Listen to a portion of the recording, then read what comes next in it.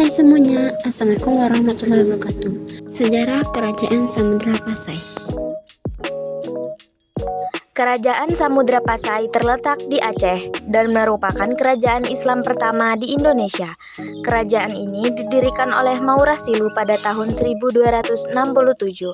Bukti-bukti arkeologis keberadaan kerajaan ini adalah ditemukannya makam Raja-Raja Pasai di Kampung Gedong, Aceh Utara. Makam ini terletak di dekat reruntuhan bangunan pusat Kerajaan Samudra di Desa Beringin, Kecamatan Samudra, sekitar 17 km sebelah timur Lok Sumawe. Di antara makam raja-raja tersebut terdapat nama Sultan Malik Al-Saleh, Raja Pasai pertama. Malik Al-Saleh adalah nama baru Maurasilu setelah ia masuk Islam dan merupakan Sultan Islam pertama di Indonesia.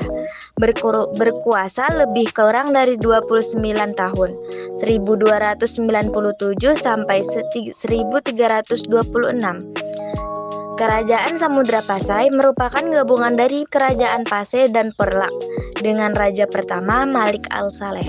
Seorang pengembara Muslim dari Maghribi, Ibnu Battuta sempat mengunjungi Pasai tahun 1346 M. Ia juga menceritakan bahwa ketika ia di Cina, ia melihat adanya kapal Sultan Pasai di negeri Cina. Memang sumber-sumber Cina ada menyebutkan bahwa utusan Pasai secara rutin datang ke Cina untuk menyerahkan upeti. Informasi lain juga menyebutkan bahwa Sultan Pasai mengirimkan utusan ke Quilon, India Barat pada tahun 1282 M. Ini membuktikan bahwa Pasai memiliki relasi yang cukup luas dengan kerajaan luar. Pada masa jayanya, Samudra Pasai merupakan pusat peniagaan penting di kawasan itu. Dikunjungi oleh para saudagar dari berbagai negeri seperti Cina, India, Siam, Arab, dan Persia. Komoditas utama adalah lada. Sebagai bandar perdagangan yang besar, Samudra Pasai mengeluarkan mata uang emas yang disebut dirham. Uang ini digunakan secara resmi di kerajaan tersebut. Di samping sebagai pusat perdagangan, Samudra Pasai juga merupakan pusat perkembangan agama Islam. Seiring perkembangan zaman, Samudra mengalami kemunduran hingga ditaklukkan oleh Majapahit sekitar tahun 1360 M. Pada tahun 1524 M ditaklukkan oleh Kerajaan Aceh. Silsilah Kerajaan Samudra Pasai. 1. Sultan Malikul Saleh 1267 sampai 1297 Masehi. 2. Sultan Muhammad Malikul Zahir 1297 sampai 1326 Masehi. 3. Sultan Mahmud Malik Az-Zahir 1326 sampai dengan 1345. 4. Sultan Malik Az-Zahir sampai 1346. 5. Sultan Ahmad Malik Az-Zahir yang memerintah 1346 sampai 1383. 6. Sultan Zain Al-Abidin Malik Az-Zahir yang memerintah 1383 sampai 1405.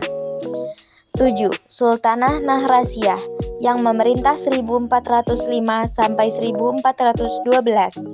8. Sultan Salah ad-Din yang memerintah 1402. 9. Sultan yang ke-9 yaitu Abu Zaid Malik Az-Zahir memerintah di tahun 1455. 10. Sultan Mahmud Malik Az-Zahir memerintah 1455 sampai 1477. 11. Sultan Zain Al-Abidin memerintah 1477 sampai 1500. 12. Sultan Abdullah Malik Az-Zahir yang memerintah 1501 sampai 1513. 13. Sultan Zain Al-Abidin yang memerintah tahun 1513 sampai 1524. Periode pemerintahan. Rentang masa kekuasaan Samudra Pasai berlangsung sekitar 3 abad, dari abad ke-13 hingga 16 Masehi. Wilayah kekuasaan. Wilayah kekuasaan Pasai mencakup wilayah Aceh ketika itu. Struktur pemerintahan.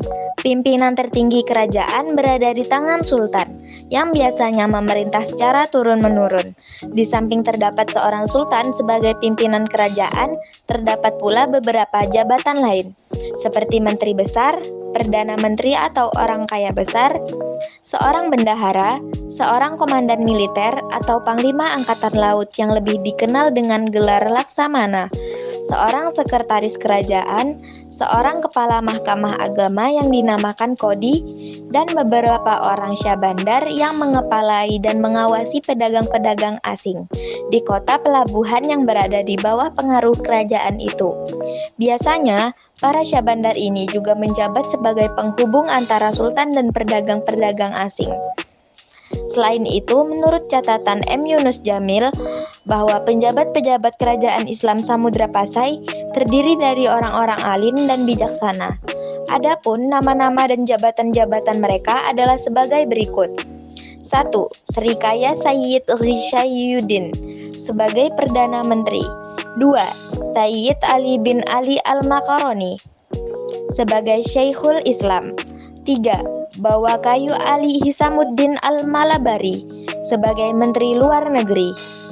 Kehidupan politik Kerajaan Samudra Pasai yang didirikan oleh Maharaja Sule bergelar Sultan Malik Al-Saleh sebagai raja pertama yang memerintah tahun 1285 hingga 1297. Pada masa pemerintahannya datang seseorang musafir dari Venetia, Italia tahun 1292 yang bernama Marco Polo. Melalui catatan perjalanan Marco Polo maka dapat diketahui bahwa Raja Samudra Pasai bergelar Sultan. Setelah Sultan Malik Al-Saleh wafat, maka pemerintahannya digantikan oleh keturunannya yaitu Sultan Muhammad, yaitu yang bergelar Sultan Malik Al-Tahir. Penggantian dari Sultan Muhammad adalah Sultan Ahmad yang juga bergelar Sultan Malik Al-Tahir. Pada masa ini pemerintahan Samudra Pasai berkembang pesat dan terus menjalani hubungan dengan kerajaan-kerajaan Islam di India maupun di Arab. Bahkan melalui catatan kunjungan Ibnu Battulah, seorang utusan dari Sultan Delhi tahun 1345, dapat diketahui Samudra Pasai merupakan pelabuhan yang penting dan istananya disusun dan diatur secara India dan patihnya bergelar Amir. Pada masa selanjutnya pemerintahan Samudra Pasai tidak banyak diketahui karena pemerintahan Sultan Zainal Abidin yang juga bergelar Sultan Malik Al-Tahir karena kurang begitu jelas. Menurut sejarah Melayu, kerajaan Samudra Pasai diserang oleh kerajaan Siam. Dengan demikian, karena tidak adanya data sejarah yang lengkap, maka runtuhnya Samudra Pasai tidak diketahui secara jelas. Dari penjelasan di atas, apakah Anda sudah paham kehidupan ekonomi dengan letak yang strategis, maka Samudra Pasai berkembang sebagai kerajaan maritim dan bandar transito.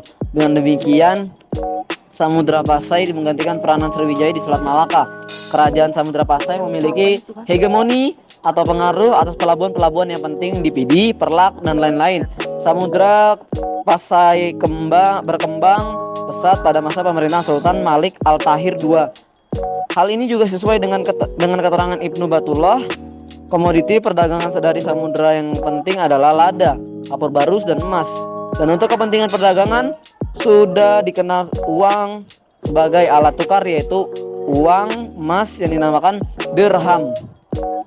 Kehidupan sosial budaya telah disebutkan di muka bahwa Pasai merupakan kerajaan besar, pusat perdagangan dan perkembangan agama Islam sebagai kerajaan besar. Di kerajaan ini juga berkembang suatu kehidupan yang menghasilkan karya tulis yang baik. Sekelompok minoritas kreatif berhasil memanfaatkan huruf Arab yang dibawa oleh agama Islam. Untuk menulis karya mereka adalah bahasa Melayu. Inilah yang kemudian disebut dengan bahasa Jawi, dan hurufnya yang disebut Arab Jawi. Di antara karya tulis tersebut adalah Hikayat Raja Pasai HRP. Bagian awal teks ini diperkirakan ditulis sekitar tahun 1360 Masehi. HRP menandai dimulainya perkembangan sastra Melayu klasik di bumi Nusantara. Bahasa Melayu tersebut kemudian digunakan oleh Syekh Abdurrauf Al-Singkli untuk menuliskan buku-bukunya. Sejalan dengan itu juga berkembang ilmu tasawuf. Di antara buku tasawuf yang diterjemahkan ke dalam bahasa Melayu adalah Guru Al-Manzum karya Maulana Abu Ishaq. Kitab ini kemudian diterjemahkan ke dalam bahasa Melayu oleh Makhdum Patakan. atas permintaan dari Sultan Malaka. Informasi di atas menceritakan sekelumit peran yang telah dimainkan oleh Samudra Pasai dalam posisinya sebagai pusat tamadun Islam di Asia Tenggara pada masa itu.